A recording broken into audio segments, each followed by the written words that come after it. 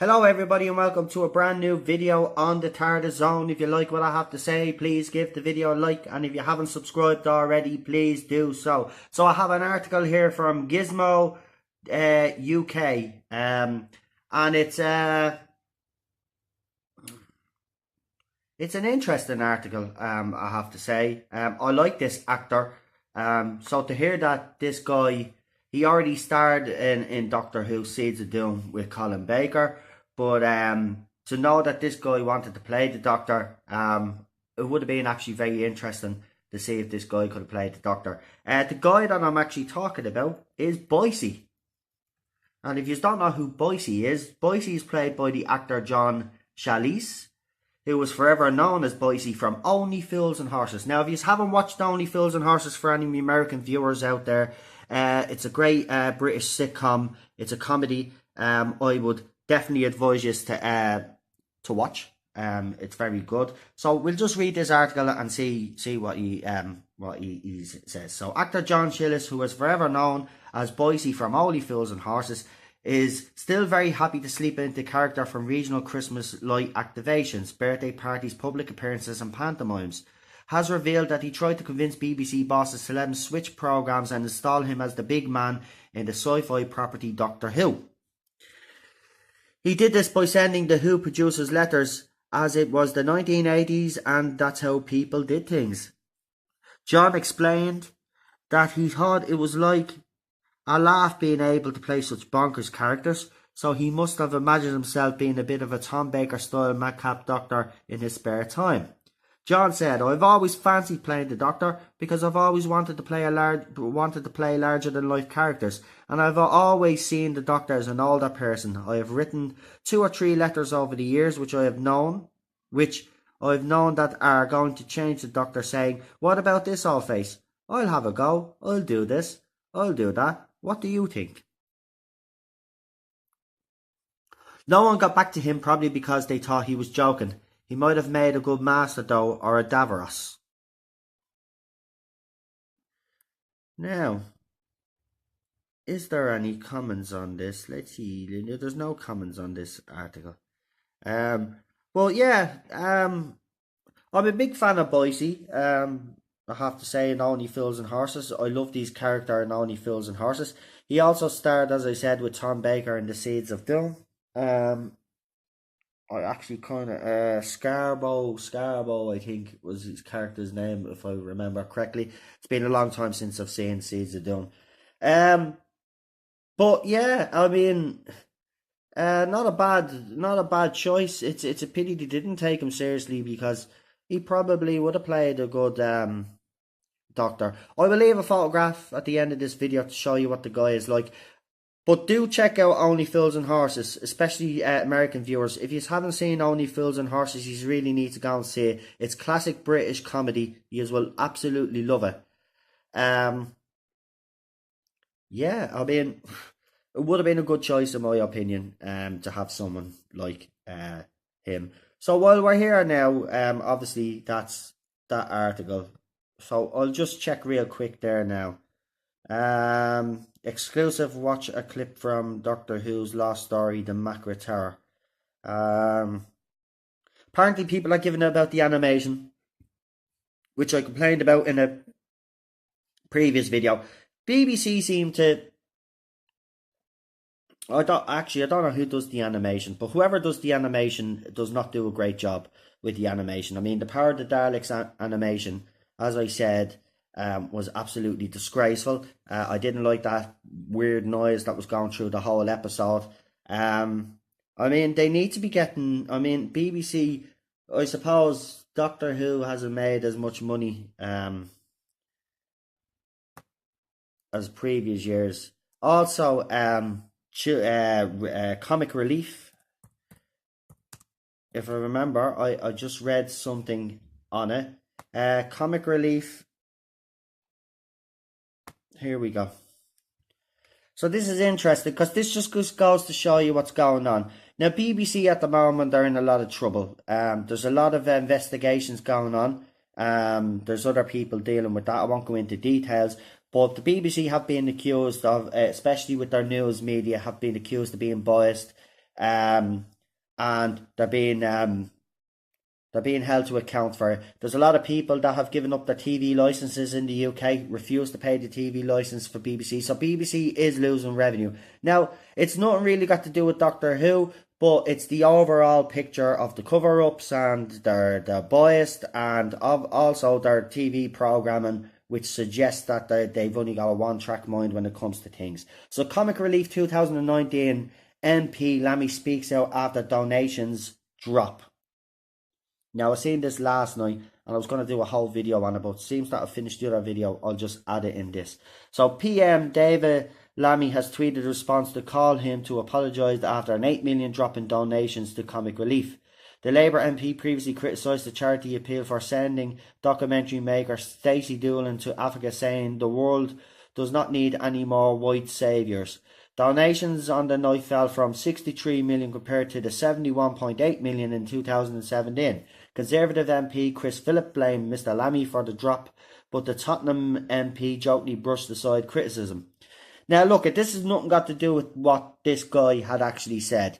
This is just the obviously the rhetoric that this other person's using to basically, you know, to say that, well, it's your fault that they've lost all. They haven't. It's not his fault. Of course, it's not his fault that they've lost, like, over, 63 to 71 million, over 7 million, 8 million, right? I mean, that's not his fault. That's got to do with the BBC and the social justice crap that they keep putting into their TV shows. People are turning away, their news media being biased, and remember, they are responsible for covering up the paedophile Jimmy Savile for decades. So BBC, it has been fighting back ever since then, but a lot of people now have decided to turn their backs on BBC and are refusing to pay the TV licence.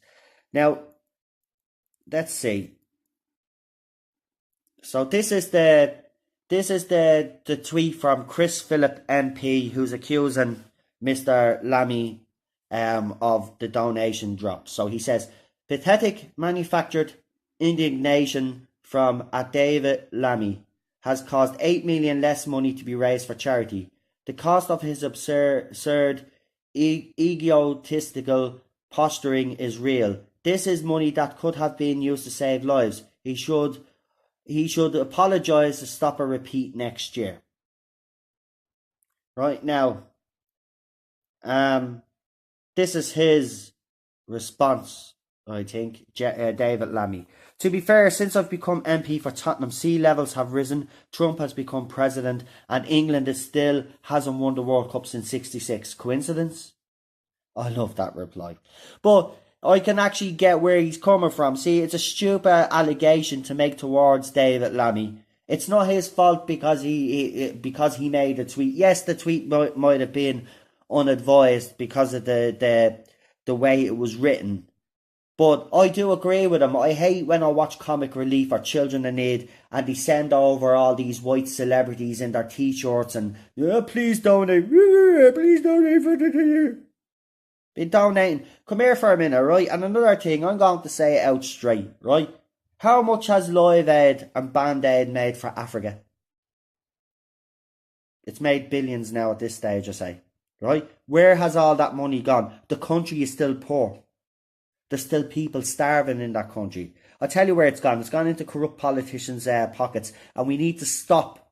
We need to stop giving money to this country until they get some things in place that make sure that this money is being used properly anyway.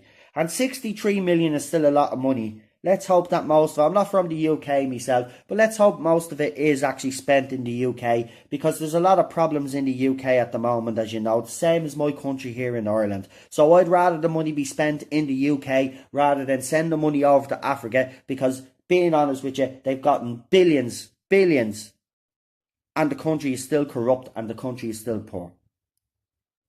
So James Wales, obviously it's a proper account because it's got that blue little tick. I don't know what they mean. Could someone tell me what the ticks are actually on Twitter? I don't have one, but I follow people that do. Could you actually tell me what the tick on Twitter is, I haven't got a clue.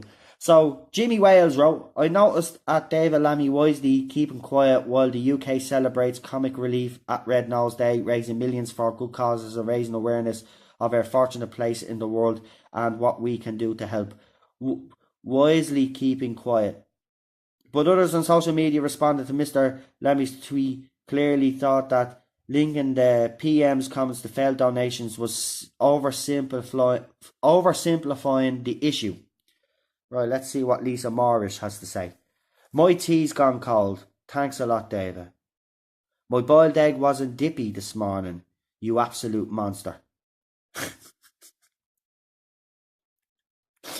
In February, Lammy criticised Comic Relief for sending Strictly Come Dancing winner Stacey Doolin to make an appeal in Africa, saying it created a distorted image of Africa which perpetrates an old idea from the colonial era. Oh yeah, when you were actually over there raping and pillaging. So yeah. But Comic Relief said at the time, we are grateful that Stacey Doolin, an award-winning and internationally acclaimed documentary maker, agreed to go to Uganda to discover more about the project. Right, I don't even want to read any more of this. Right, listen. Right. If you're going to blame this man for the drop in money, right, dropping donations, you're wrong. There's a couple of factors. Number one, people have less money, right? Number two, people are angry with the BBC right now, and this is